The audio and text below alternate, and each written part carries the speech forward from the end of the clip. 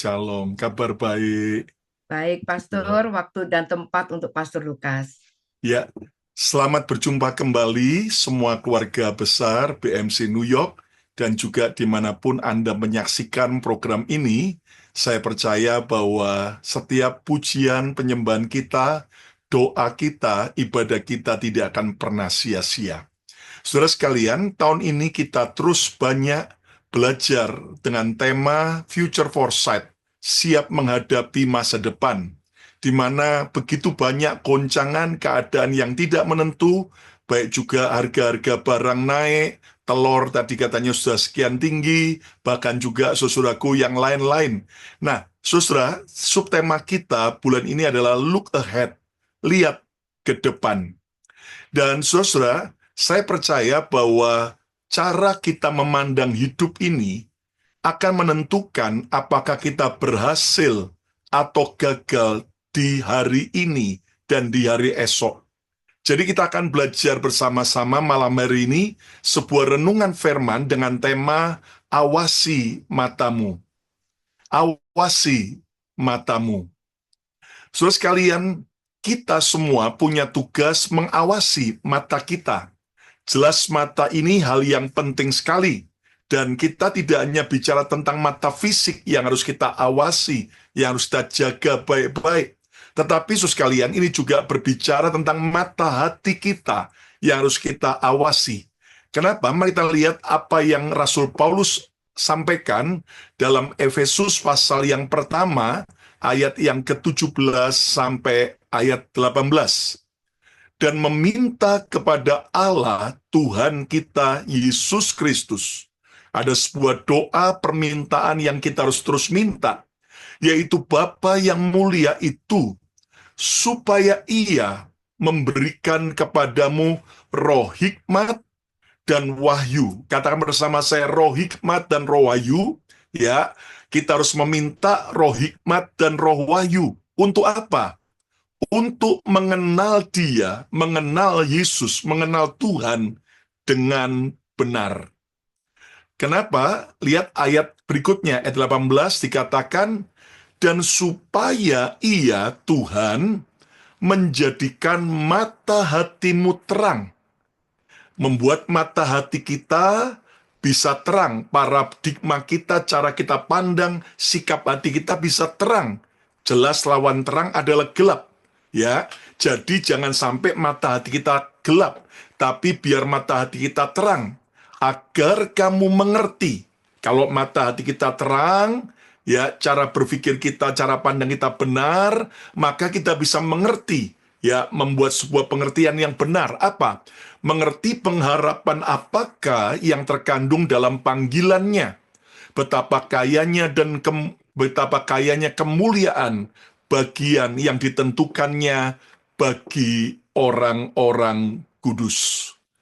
Nah, ayat ini mengingatkan kita bahwa semua kita, tidak peduli apakah saudara seorang jemaat biasa yang baru bertobat terima Yesus atau jemaat yang sudah lama, maupun kita pelayan Tuhan, maupun hamba Tuhan, siapapun kita perlu mempunyai mata hati yang terang. Kenapa, saudara sekalian? Karena mata kita adalah masa depan kita. Saya ulangi lagi statement ini. Mata kita adalah masa depan kita. Artinya, bagaimana cara kita memandang hidup ini, bagaimana sikap mata hati kita, kalau terang, maka masa depan kita terang. Tetapi kalau mata kita gelap, jelas mata kita akan gelap. Jadi terus miliki mata hati yang terang, sebab itu akan membuat masa depanmu cemerlang. Nah, mata hati yang terang akan membuat kita bisa memandang Tuhan dan memandang kehidupan ini dengan benar. Sebaliknya, mata hati yang gelap akan membuat kita tidak bisa mengenal Tuhan dengan benar dan juga tidak bisa memandang kehidupan ini dengan benar. Satu kali ada seorang pengamen di Jakarta yang nyanyi Dan dia dengan kacamata hitam, topi hitam, dia nyanyi dengan gitarnya. Burung nuri katanya, terbang tinggi katanya. Lalu kemudian si pria yang ada dalam mobil lama-lama kesel. Lalu dia berkata, "Dek, Mas, lagunya kok ada katanya, aslinya nggak ada katanya." Lalu kemudian pengamen lepas kacamatanya hitamnya dan berkata, "Maaf saya ini buta." Ya, jadi dia karena buta, matanya gelap, dia tidak bisa melihat sebetul-betul seperti apa pelangi itu, seperti apa langit itu, tapi dia cuma dengar dari orang. Nah, kenapa? Karena dia matanya gelap. Nah, saudara sekalian, itu sebabnya ayo kita belajar, awasi mata kita, supaya mata kita selalu terang. Perhatikan di Alkitab, ada Gehazi, bujang daripada Nabi Elisa, sudah berkali-kali melihat mujizat Tuhan, sudah berkali-kali mendengar pengajaran firman yang Nabi Elisa sampaikan. Namun, satu pagi ketika Gehazi bangun tidur, dia ketakutan luar biasa. Mengapa? Karena waktu itu kota Dotan, di mana Elisa dan Gehazi ada, tinggal waktu itu sudah dikepung oleh tentara Aram yang begitu banyak, begitu besar. Gehazi ketakutan, tapi beda dengan Nabi Elisa. Nabi Elisa tenang, tidak takut. Lalu kemudian apa yang terjadi, saudaraku? Si Gehazi berkata, "Tuhan, celaka nih. Waduh, tentara musuh, tentara Aram banyak mengepung kota ini." Lalu Elisa berkata, "Tenang, karena malaikat Tuhan yang menyertai kita jauh lebih banyak." Nah, saudara, Gehazi kan jelas kaget. Apanya malaikat Tuhan? Saya nggak lihat apa-apa kecuali tentara musuh. Lalu kemudian Elisa berdoa, "Tuhan, buka mata daripada Gehazi." Jelas kita tahu bahwa Gehazi tidak buta secara mata fisik, tetapi secara mata hatinya, secara mata rohaninya, dia gelap. Mata rohaninya buta, sehingga akhirnya Elisa berkata, "Tuhan, bukakan, singkapkan." Dan begitu Tuhan bukakan mata hatinya terang, kagetlah Gehazi. Wow, dari ketakutan langsung berubah jadi sorak-sorak, jadi sebuah ketenangan. Kenapa? Karena Gehazi sekarang melihat malaikat bala tentara sorga yang mengepuk, yang melindungi Gehazi dan kota Dotan begitu banyak. Dan singkatnya, akhirnya Gehazi dan Elisa melihat bagaimana akhirnya tentara Aram itu, ya, atas doa Nabi Elisa minta dibutakan matanya, lalu dituntun ke tengah kota. Dan ketika Tuhan mencelikkan lagi mata daripada orang-orang Aram akibat doa Nabi Elisa,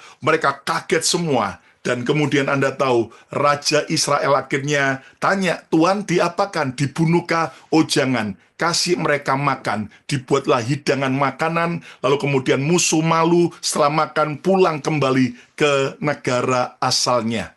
Saudara-saudara, kita bisa melihat apa perbedaan antara orang yang mata hatinya, mata rohnya, cara pandangnya terang. Dia akan seperti Elisa, menghadapi tantangan apapun, tidak panik, tidak stres, tidak sampai goyah. Sebaliknya, Gehazi, saudaraku, ya, adalah gambaran dari banyak orang-orang percaya hari ini. Mungkin sudah lihat mujizat sekian lama, mungkin sudah dengar pengajaran yang luar biasa tentang firman Tuhan, dengar kesaksian-kesaksian, tapi dikit-dikit takut, dikit-dikit stres, dikit-dikit marah, emosi, galau. Kenapa? Karena ternyata mata rohani kita belum terbuka. Hari ini saya berdoa di dalam nama Yesus, biar mata rohani kita semua terbuka. Ayo yang mau coba taruh, kita berdoa sama-sama. Di dalam nama Yesus, Tuhan, biar kami boleh mengalami Tuhan mata hati yang terang, Tuhan. Roh yang tajam, mengerti kehendak dan rencana Tuhan. Melihat apa yang dari Tuhan saja. Dan kami berdoa di dalam nama Yesus, kami tidak lagi jadi buta secara rohani, tapi kami celek melek Di dalam nama Yesus, kami akan melihat mujizat Tuhan, tuntunan Tuhan, perkara-perkara ajaib. Di tengah-tengah pergumulan, kami akan melihat sebuah insight, hikmat Tuhan, solusi demi solusi, mujizat demi mujizat, kuasa Tuhan menyertai kami. Dalam nama Yesus, kami akan melihat apa yang orang lain tidak lihat. Kami akan lihat peluang-peluang pekerjaan, peluang-peluang bisnis, peluang-peluang pelayanan yang orang lain tidak lihat. Tapi kami akan lihat dan akan membawa terobosan besar. Dalam nama Yesus. Amin. Ya. Jadi saudaraku, khotbah malam ini selesai. Oh enggak. belum selesai ya. Nah, saudara sekalian, jadi ayo hari ini izinkan Tuhan membuka mata hati kita, mata roh kita, agar kita bisa melihat dengan terang dan bukan lagi gelap. Yang setuju, katakan amin. Nah, pertanyaannya sekarang, mengapa kita perlu mengawasi mata kita, cara pandang kita, ya, kemudian daripada semua apa yang kita pandang dalam hidup ini, apa tanda mata hati yang gelap? Izinkan saya membagikan 3 tanda kalau orang mata hatinya gelap, ya. Yang pertama adalah mata yang terselubung. Mata yang terselubung. Kalau orang matanya masih terselubung, maka itu tanda bahwa mata hatinya gelap. Mana buktinya? 2 Korintus 3 ayat 14 sampai ayat 16. Paulus berkata demikian, tetapi pikiran mereka, pikiran orang-orang Israel waktu itu, telah menjadi tumpul. Lihat, kalau orang mata hatinya gelap, pikirannya tuh tumpul, pikirannya pendek, cetek, ya, pikirannya gampang emosi, gampang langsung kecewa, gampang marah, gampang putus asa. Tetapi pikiran mereka telah menjadi tumpul sebab sampai pada hari ini, selubung, ya, katakan bersama saya selubung. Selubung itu masih tetap menyelubungi mereka. Jika mereka membaca perjanjian lama itu tanpa disingkapkan, tidak ngerti apa-apa, karena hanya Kristus saja yang dapat menyingkapkan. Hanya Kristus yang bisa merobek setiap selubung penutup-penutup yang iblis dan ilah zaman ini berikan. Ayat 15. Bahkan sampai pada hari ini, setiap kali mereka membaca kitab Musa atau kitab perjanjian lama, ada selubung yang menutupi hati mereka. Wah, ini gelap sekali. Ayat yang ke-16 dikatakan, tetapi apabila hati seseorang berbalik kepada Tuhan, maka selubung itu diambil daripadanya. Wow, hanya Kristus Yesus saja yang bisa mengambil, merobek selubung dari mata hati yang terselubung. Bapak Ibu, mari kita belajar. Coba izinkan Tuhan memeriksa dan kita coba cek apakah selama ini mata hati kita terselubung sehingga kita tidak bisa kenal Tuhan secara pribadi, sehingga pikiran kita tumpul, ya, mau kerja apa bingung, mau melakukan apa bingung. Saya berkata, walaupun kita tambah tua, mungkin daya tangkap atau daya ingat otak kita makin berkurang, ya. Nah, kalau Anda tiba-tiba mau ngomong nama seseorang, mau nyebut nama tempat sesuatu, tapi mau tahu, tapi tiba-tiba, apa ya, lupa ya. Nah, itu tanda Anda sudah mulai 50 tahun ke atas. Ya kan? Mungkin daya ingat kita sudah nggak selalu tajam kayak dulu. Tapi secara rohani, mata hati kita, roh kita harus terus tajam. Tidak boleh tumpul. Katakan amin. Nah, sedihnya banyak orang hari-hari ini, mata hatinya masih terselubung. Nah, apa sih tanda mata hati yang masih terselubung? Tidak memahami kebenaran Alkitab. Ya, itu tanda yang pertama, tidak memahami kebenaran Alkitab. Baca Alkitab langsung, tidur, saudara ya. Wah, sampai ada yang berkata Alkitab tuh obat tidur, ya. Jangan pakai melatonin, ya, tapi baca Alkitab, terutama baca kitab imamat. Langsung tidur katanya, saudara ya. Nah, hati-hati. Nah, jadi kalau saudara baca firman tapi tidak masuk, tidak menangkap, tidak memahami, itu artinya ada yaitu selubung. Dan minta sama Tuhan, saudaraku, untuk Tuhan aku koyakkan dalam nama Yesus supaya dihancurkan setiap selubung-selubung itu. Masih ingat kan ada dua orang murid yang pergi menuju ke kota Emmaus. Mereka berjalan bersama Yesus, tapi mereka tidak tahu itu Yesus. Kenapa? Ada selubung yang menyelubungi mata mereka. Sampai akhirnya, saudaraku, selubung itu kapan mereka bisa terkoyak? Saat Yesus memecahkan tubuh dan darahnya, saat Yesus mengambil roti dan anggur, tiba-tiba Yesus mengadakan perjamuan, langsung mereka tercelik, loh itu kan Yesus, lalu Yesus hilang. Nah, saudaraku, ayo hari ini, minta supaya Tuhan membuka mata rohani kita, sehingga saat engkau baca firman, saat engkau dengar khotbah, ndak ngantuk, ndak kemudian ndak bisa konsentrasi. Ada yang cerita sama saya, Pastor Lukas, saya kalau baca Facebook, saya baca Instagram, baca X, selalu bisa serius, menangkap. Tapi kalau baca Alkitab loh, kok tiba-tiba pikirannya muter-muter dan sebagainya, nanti akhirnya ndak fokus. Saya berkata ada selubung, dan terus doa, ya, terutama dalam doa puasa ini, minta supaya selubung itu dihancurkan. Apalagi tanda mata yang terselubung, pikiran yang tumpul, ya, pikirannya tumpul, mau mikir apa, jalan keluarnya apa, seolah-olah sudah sangat putus asa, nggak ada jalan keluar. Apalagi buta terhadap kehendak Tuhan, ya, ndak nangkep kehendak Tuhan. Next, ya, saudaraku, jadi saudaraku bingung, ya, ndak tahu apa yang harus dikerjakan, ya, katanya Tuhan baik, tapi kenapa masalahku begini beratnya? Lalu apalagi tandanya, tidak tahu apa yang harus dikerjakan, ya, saudaraku, ndak tahu lagi apa yang harus dikerjakan, bahkan tidak merasakan kehadiran Tuhan, ya.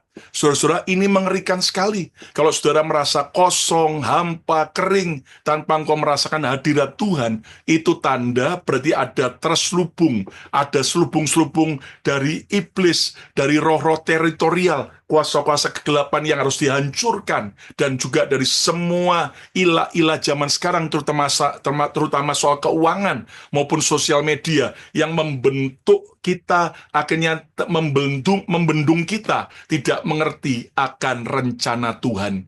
Hari ini ayo izinkan Tuhan, ya, mengoyakkan semua selubung-selubung dari mata hati kita, supaya akhirnya kita bisa tajam, kita bisa kenal Tuhan, kita bisa betul-betul tahu apa yang Tuhan mau kita lakukan, kita dapat hikmat, ada solusi yang Tuhan beri. Saya berdoa dalam nama Yesus, supaya saudara seperti Nabi Elisa, yang tajam.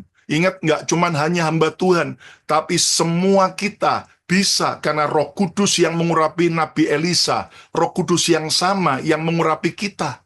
Dan kalau Anda baca ayat sebelumnya daripada kisah tadi, saudaraku, ya, tentang Dotan yang dikepung oleh musuh, tentara Aram, saudaraku. Anda tahu kenapa? Karena Raja Aram itu sampai marah, dipikir ada mata-mata di antara ajudannya. Kenapa? Setiap kali Raja Aram berkata besok, ya, tunggu hadang itu tentara Israel jebak di sana.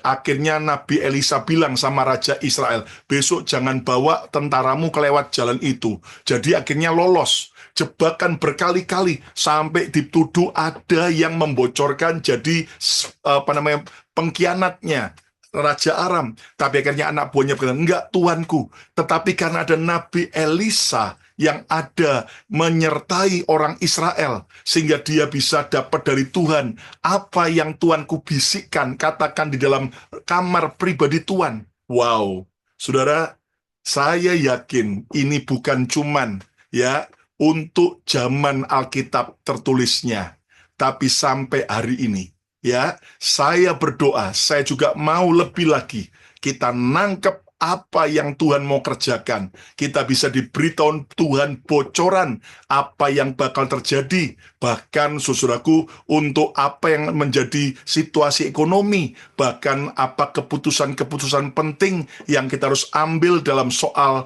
keuangan, dalam soal apapun. Saya dengar ada kesaksian, ada anak Tuhan, saudaraku, selalu bergantung sama Tuhan ketika dia mau investasi. Dan akhirnya Tuhan tuntun dia, langkah demi langkah. Dan akhirnya, saudaraku, dia mengalami sebuah berkat yang luar biasa.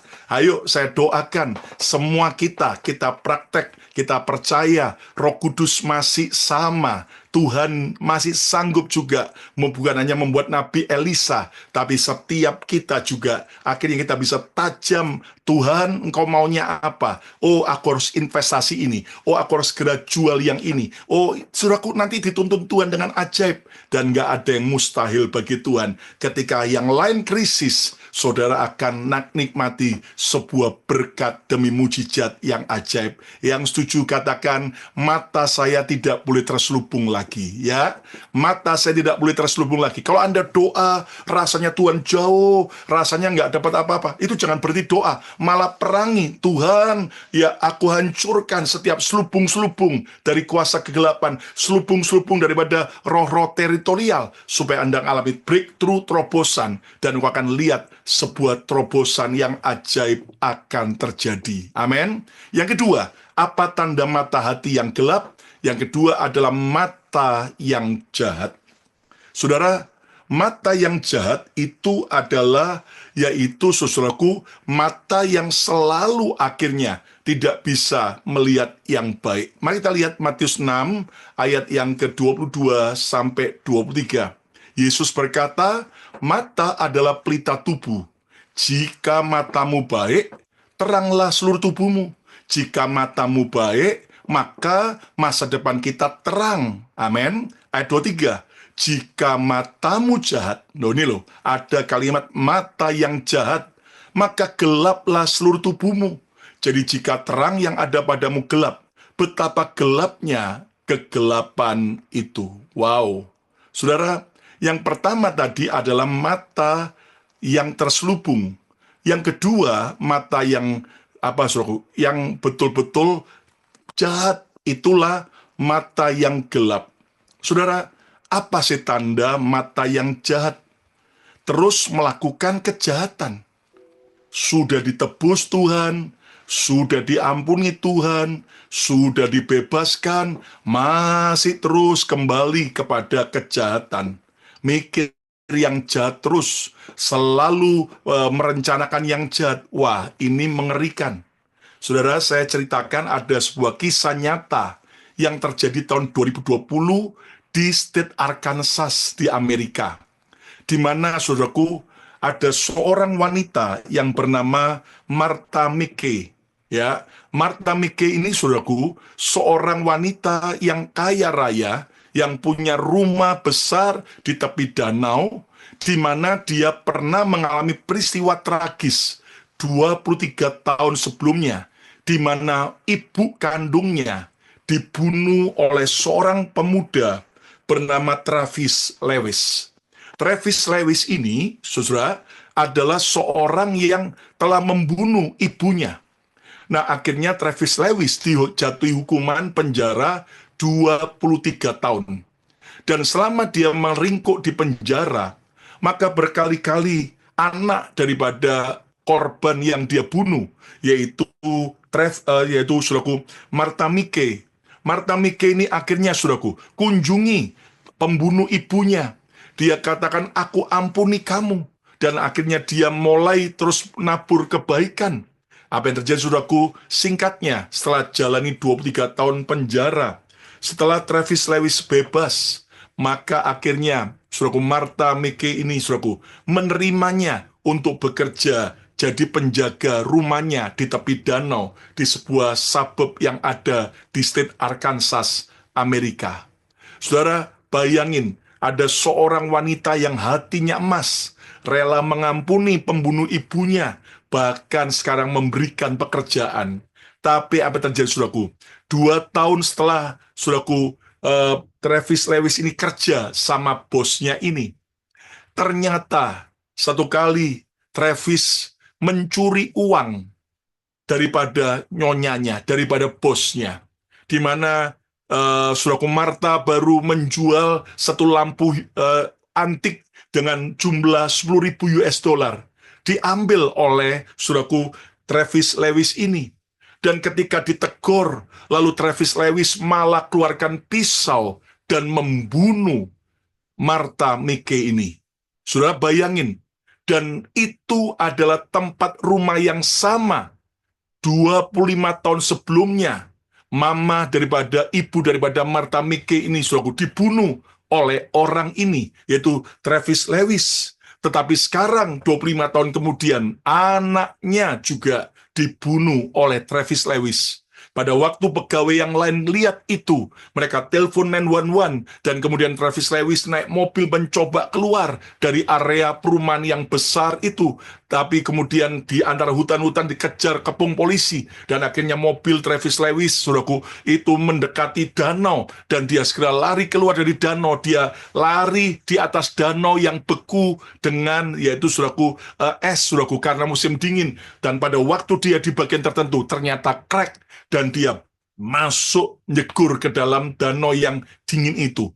Polisi mencoba untuk menyelamatkan, tapi tidak dapat. Dan akhirnya setelah sekian saat, mayat daripada Travis Lewis itu berhasil dikeluarkan. Dan Anda tahu, saudaraku, sebuah peristiwa yang menggegerkan. Kenapa? Karena Travis Lewis ini, saudaraku, sudah diampuni.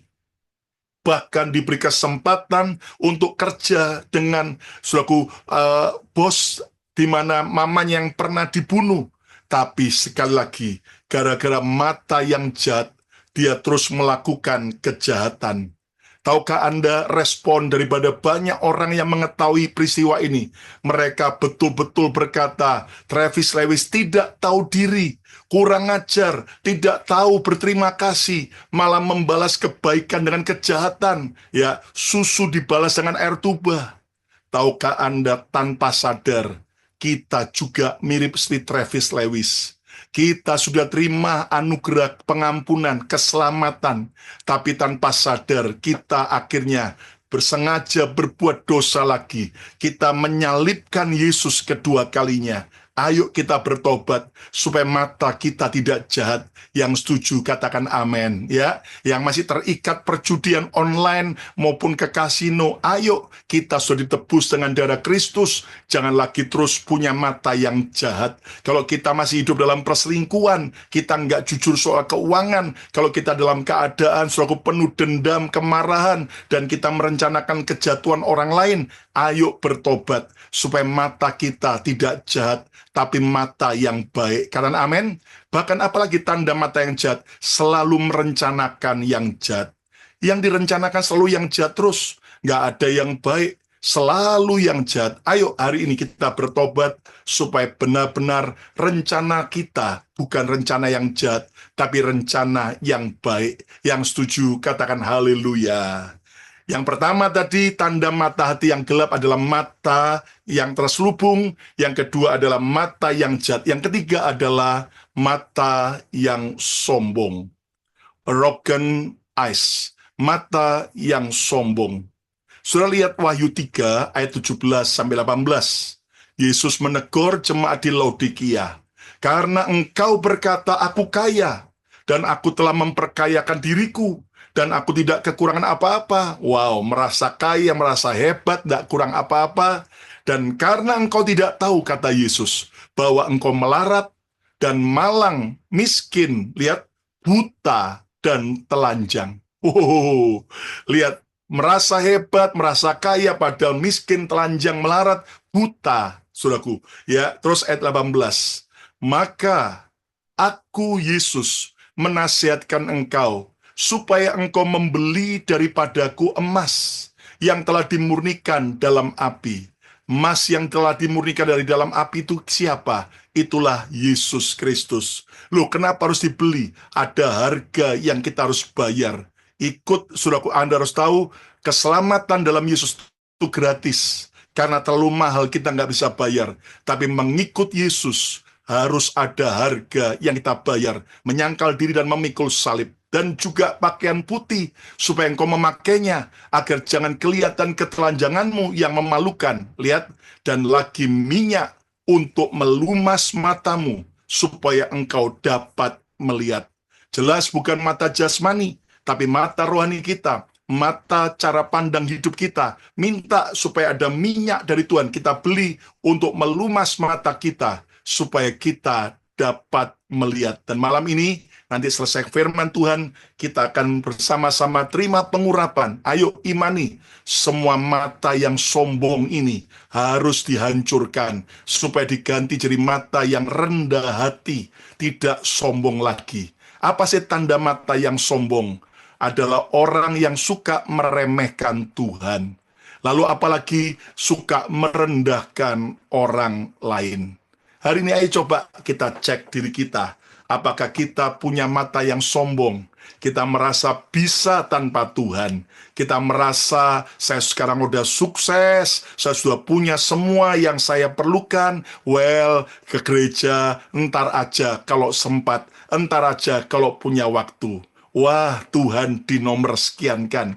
Tuhan dipandang remeh. Saudara, hari ini jangan sakiti hati Tuhan.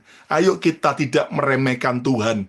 Diberkati maupun belum diberkati, tetap rajin ibadah, tetap rajin berkorban, tetap rajin berdoa, melayani baca Alkitab. Katakan amin, saudaraku. Dan juga jangan memandang rendah orang lain. Saudara, kenapa hidup ini tak tentu? Ya, sekali lagi, hidup ini tak tentu. Ada orang yang kita pandang rendah. Siapa tahu suatu saat dia diangkat Tuhan dan jadi orang hebat. Saudara-saudara, makanya kita boleh direndahkan oleh orang lain, tapi jangan suka merendahkan orang lain. Nanti malunya, ya, nggak sampai kita bisa bayangkan. Saudaraku, ayo kita belajar. Jangan memandang rendah orang lain. Jangan look down orang lain, sebab itu adalah sebuah mata yang penuh kesombongan. Dan ingat bahwa Tuhan benci kesombongan, tapi Tuhan sayang dengan orang yang rendah hati. Ingat, awal daripada segala kejatuhan adalah ketika kita sombong, meremehkan Tuhan, memandang rendah orang lain, meremehkan orang lain.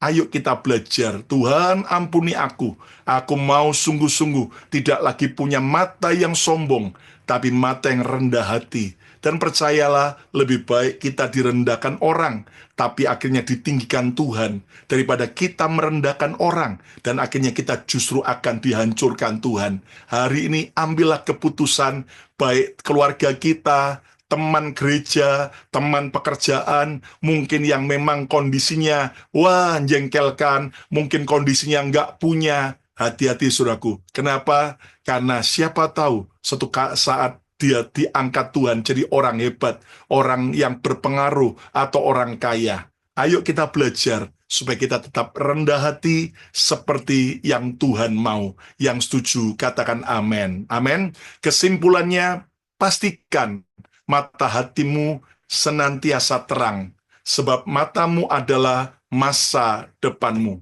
Izinkan Yesus membuat mata hati kita terang kembali. Awasi mata saudara. Ya, apa tanda mata hati yang gelap? 3 poin. Yang pertama, mata yang terselubung. Yang kedua, mata yang jahat. Dan yang ketiga adalah mata yang sombong. Ayo kita periksa hidup kita. Kalau ada mata yang sombong, mata yang jahat, mata yang masih terselubung, hari ini datang pada Tuhan. Izinkan pengurapan Tuhan malam ini mengkoyakkan setiap selubung-selubung, setiap selubung iblis, setiap penghambat berkat, semua penghalang doa dihancurkan dalam nama Yesus. Dan juga setiap mata yang jahat diubah menjadi setiap mata Tuhan, yaitu mata yang penuh kasih dan kebaikan. Mata yang sombong, yang suka meremehkan Tuhan maupun orang lain, kita ubah jadi mata yang penuh hormat kepada Tuhan dan juga menghormati orang lain. Kami percaya Tuhan, Engkau Yesus sumber kemenangan kami, sumber keselamatan kami. Biar hari ini Tuhan kami tidak lagi punya mata hati yang gelap, tapi biar Kau Tuhan celikkan, sehingga mata kami terang. Kami minta Roh Kudus, urapi kami, supaya mata hati kami tidak lagi terselubung, mata kami tidak lagi jahat, mata kami tidak lagi sombong, tapi mata hati yang rendah hati, menghormati Tuhan, menghargai orang lain, juga mata hati yang baik, bahkan mata hati yang terang untuk melihat rencana Tuhan dan hikmat Tuhan, dan kami bisa, Tuhan, mendapat solusi bagi setiap masalah dan pergumulan. Sekarang Tuhan, jamah dan berkati setiap kami, dan kami, Tuhan, angkat tinggi-tinggi minyak pengurapan Tuhan. Kami tidak pernah memberalakan minyak, tetapi kami percaya, beriman sesuai janji firman Tuhan, bahwa kami perlu mendapatkan minyak dari Tuhan untuk melumas mata hati kami, mata rohani kami, pikiran kami, dan cara pandang kami, supaya mata hati kami terbuka, mata hati kami tidak lagi buta, ya Tuhan. Di dalam nama Yesus, urapi kami. Kami percaya firman-Mu berjanji, Tuhan memberi kemenangan kepada orang-orang yang diurapi. Sekarang kami terima pengurapan dalam nama Yesus. Mari urapi saudaraku, di dalam nama Yesus. Kami terima yang terbaik. Juga Tuhan, mata rohani kami, Tuhan, biar tercelik, Tuhan. Mata jasmani kami, mata rohani kami tajam melihat setiap apa yang menjadi rencana Tuhan. Kami tidak lagi, Tuhan, jadi orang yang tumpul, yang pikirannya tumpul, tapi betul-betul berkenan di hadapan Tuhan.